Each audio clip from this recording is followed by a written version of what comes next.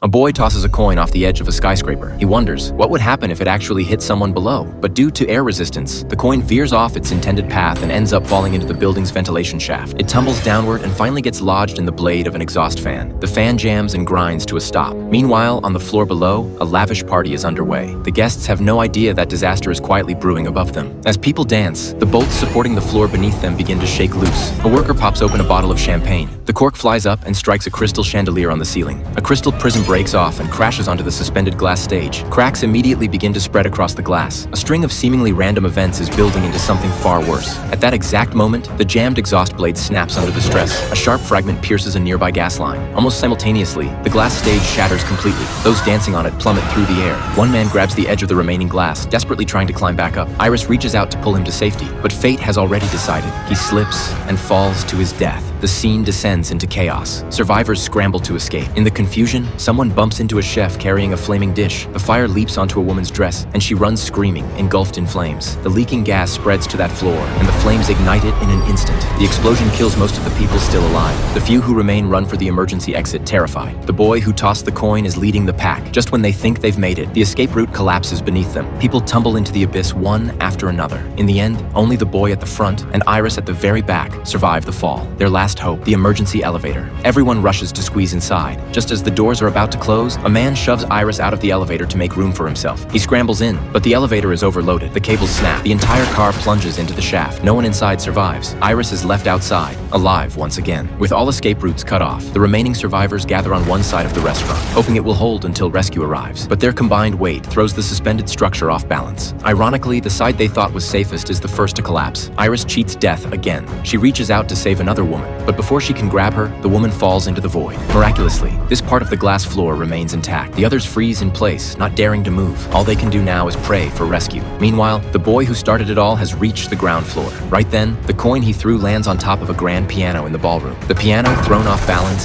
slides forward and smashes through the remaining glass floor. Everyone still above plunges to their deaths. The piano crashes to the ground, crushing the boy who had thrown the coin. He dies on impact. In the end, only Iris and a young boy survive. As the floating restaurant teeters on the edge of total collapse, Iris grabs the boy's hand and jumps into the void.